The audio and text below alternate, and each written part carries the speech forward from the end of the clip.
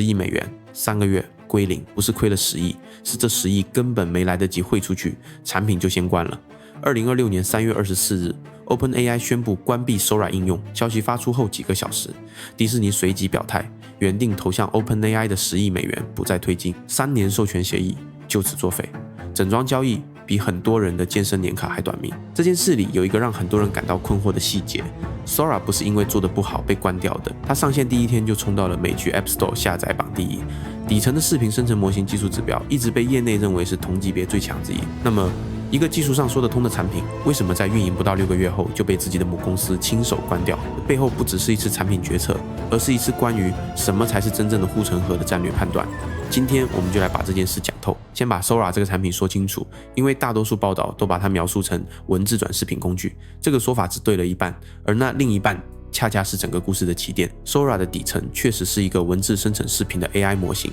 这个模型从2024年初就已经存在，但是 OpenAI 在2025年9月正式推出的 Sora 独立应用，走的是完全不同的路线。它不是一个创作者工具，而是一个社交平台，界面照抄了 TikTok 的竖屏信息流，核心功能是让用户生成 AI 视频并公开分享。它还有一个叫角色扮演的功能，允许用户扫描自己的脸，生成 AI 替身，出现在任何你能想象的场景里。换句话说 ，OpenAI 在试图做的事情是用 AI 生成内容，替代人类内容创作者，然后在这个内容生态里收广告费。这是一个媒体平台生意，不是一个 AI 工具生意，两者的区别很关键。AI 工具卖的是效率，你付一笔订阅费，用它干活，商业逻辑很清晰。但媒体平台靠的是用户粘性、内容质量、社区氛围，而且要和 TikTok、YouTube、Instagram 直接竞争，这条路连有着几十亿用户基础的公司都走得极其艰难。OpenAI 要靠一个 AI 社交应用从零开始攻打这个市场，胜算有多少？这是第一层被很多人忽视的判断。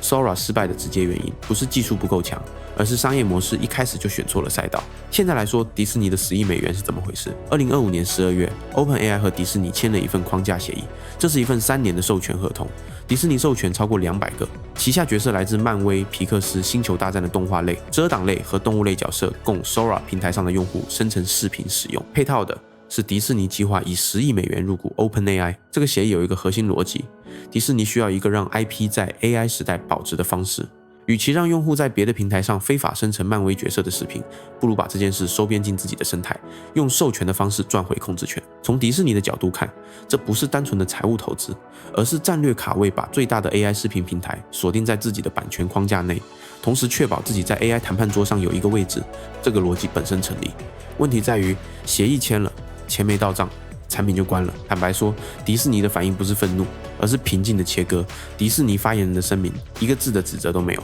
就说尊重 OpenAI 的决定，将继续与 AI 平台合作。这说明什么？散户最容易犯的第一个误判是把迪士尼撤资读成迪士尼受损，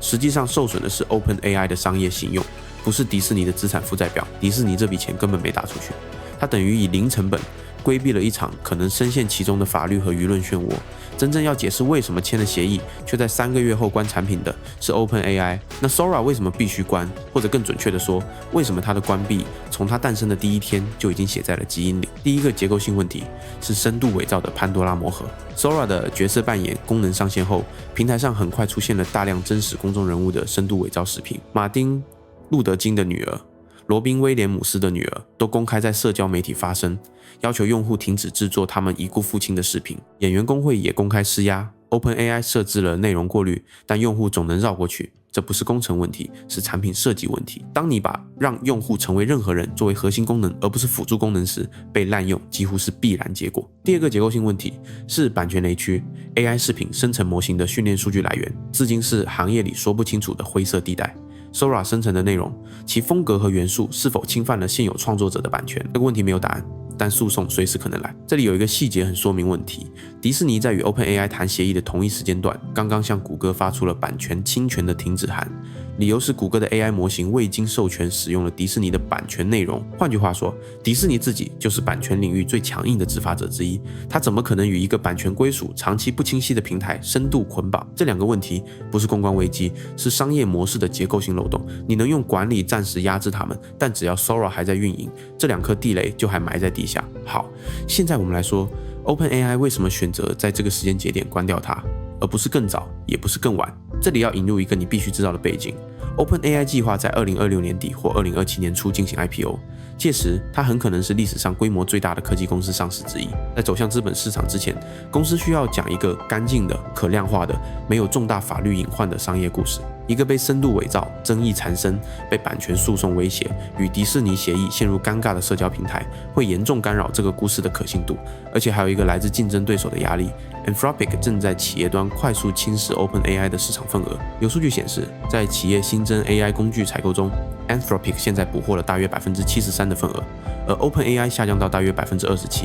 这个趋势在持续。OpenAI 的官方声明说，关闭 Sora 是为了把计算资源集中到机器人技术研究和世界模拟这个方向。这个说法不是假的，但不是全部。全部的逻辑是 Sora 占用了大量 GPU 资源，没有清晰的变现路径，正在积累法律风险，同时还在 IPO 叙事最关键的时间窗口里拖后腿。关掉它 ，OpenAI 一口气解决了4个问题，这是战略收缩，不是技术失败。资源都挪去干什么了？2个方向，第一个是机器人技术。OpenAI 的官方声明明确提到 ，Sora 研究团队将转向世界模拟研究，目标是推进机器人技术，帮人类解决物理世界的任务。这不是随便说说，让 AI 从数字空间走向物理空间，是通向通用人工智能的必经路径。这一步 OpenAI 早晚要走，现在只是提前了。第二个是超级应用。按照多方报道 ，OpenAI 正在把 ChatGPT 代码生成工具 Codex 以及自研的 AI 浏览器 Atlas 整合成一个桌面超级应用，目标是让这个应用成为用户完成所有数字任务的统一入口，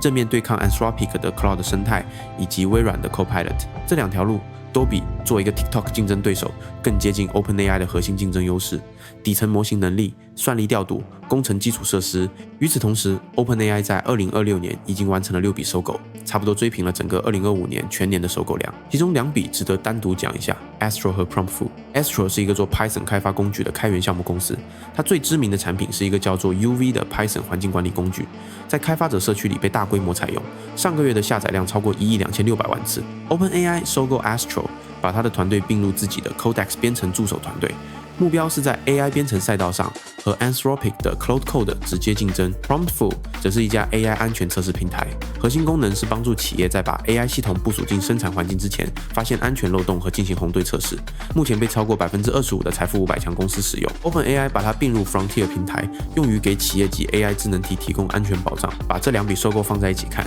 信号很清晰。OpenAI 正在从一个做酷产品的公司转向一个做企业基础设施的公司，它要进入的是企业预算，而不是用户眼球。这背后有一个数字你需要记住：2026年2月 ，OpenAI 完成了史上最大规模的私募融资金额1100亿美元，估值达到8400亿美元。在这个估值水位上 ，ChatGPT 的 C 端订阅收入根本撑不住这个数字，只有企业端的大规模部署、稳定的合同收入，才能让这个故事对公开市场的投资人成立。Sora 的消费者社交模式和这个故事方向相反。这里我想用一个结构层面的类比帮你理解。我要声明，这不是精确的历史数据对比，而是机制层面的类比，用来说明同一个市场动力是如何运作的。2016年 ，Twitter 关闭了 Vine， 那个在短视频领域曾经领先于 Instagram 的先驱平台。Vine 技术上没有问题，但它需要持续的内容审核投入、创作者激励以及不断增长的带宽和存储成本。而 Twitter 自己的盈利压力越来越大。Twitter 关掉 Vine 之后，让资源回流到核心业务，但讽刺的是，这个断尾并没有让它的躯干变得更强。Twitter 的问题从来都不是 Vine， 而是它自己的广告模式和用户增长逻辑出了问题。OpenAI 现在的情况和 Twitter 当年有一个根本的不同。OpenAI 在关掉 Sora 的同时，有清晰的替代战场，而且那个战场的规模和竞争壁垒都更高。企业级 AI 基础设施是一个付费意愿更强、合同周期更长、数据沉淀会形成真实壁垒的市场。而且 OpenAI 在这个方向上已经有用户基础，全球超过900万付费企业用户基础已经打好了。散户最容易犯的第2个误判是看到关掉产品就第一时间联想到公司在走下坡路，但机构投资人看到的是 OpenAI 在用一个高成本、高风险、低变现的消费者产品，换取在企业市场加速布局的机会。这2种解读谁更接近真相？我直接说，至少从 OpenAI 当下的战略逻辑来看，后一种解读更有支撑。但这不代表 OpenAI 的企业化转型一定会成功，它只是代表这个方向是对的，而执行的质量还需要后续数据来验证。好，现在来到你最关心的那个问题，这件事对你的长尾意味着什么？ OpenAI 目前还没有上市，所以我们讨论的是它对你手里相关标的的影响。英伟达、微软以及那些在 AI 应用层有敞口的公司。先说英伟达 ，Sora 关闭，短期来看是一个计算需求下降的信号，但这个影响微乎其微。OpenAI 不会因为关了一个应用就减少 GPU 采购，它把这些资源挪去做机器人模型、世界模拟研究和超级应用的后端推理，计算需求只会更高，不会更低。你要紧盯的先行指标是 OpenAI 的 Frontier 企业平台在未来2个季度的合同签约量，如果这个数字明显上升，意味着 OpenAI 的企业化转型正在落地， GPU 需求只增不减。如果 OpenAI 的企业转型在市场上遭遇阻力，那才是真正需要重新评估英伟达需求侧逻辑的时候。已经持有英伟达的 Sora 关闭不是减仓依据，但如果下一份财报里数据中心营收增速出现明显放缓，结合 OpenAI 企业化进展，那时候才是重新评估的节点。目前维持没有持仓的，不要因为 Sora 关闭这个事件去追 AI 应用层的短线机会，这类叙事驱动的波动进出成本很高，而且现在这个阶段 AI 硬件侧的确定性仍然强于应用侧。再说微软，微软是 OpenAI 最大的外部合作方，也是 Azure 云服务的主要受益者之一。OpenAI 的企业化转型对 Azure OpenAI 服务是直接利好更多企业部署，意味着更多云端推理流量，而这些流量跑在 Azure 上。散户最容易犯的第3个误判是把 OpenAI 估值8400亿等同于相关股票已经充分定价，这是2件事。高估值是私募市场的一个现象，它背后的变量是未来企业端营收能否兑现，而这个兑现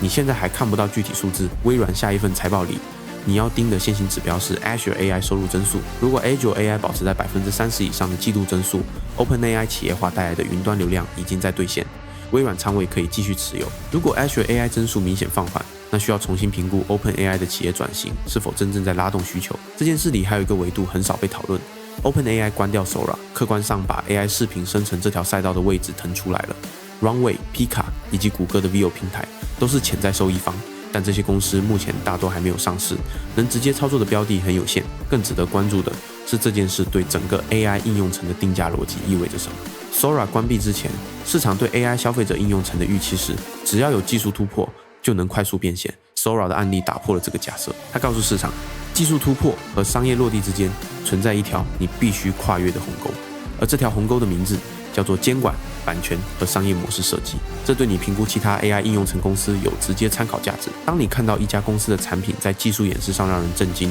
先不要急着评估它的成长空间，先问自己这个产品的商业模式有没有清晰的变现路径，它会不会在规模化之后踩到版权或监管的地雷。这2个问题 Sora 在用6个月的生命周期给整个行业上了一课。还有一件事要注意， OpenAI 现在一边关掉 Sora， 一边以8400亿美元估值在准备 IPO。 这2件事放在一起，有一个市场会高度关注的隐含信号，它是在告诉公开市场投资者自己有能力主动做减法，而不是被动被市场淘汰。这种主动止损的叙事在 IPO 路演上比我们在做10件事要好讲得多。现在让我在收尾前单独说一下这件事里最容易被误读的那个层面。很多人会问， OpenAI 花了这么多资源做 Sora， 关掉它不是很亏吗？这是用散户思维在看一个科技战略决策，亏不亏要看参照系是什么。如果参照系是这笔钱能带来多少营收， Sora 显然亏了。但如果参照系是这个产品继续存在会带来多大的法律和声誉成本，以及它对 IPO 叙事的破坏有多深，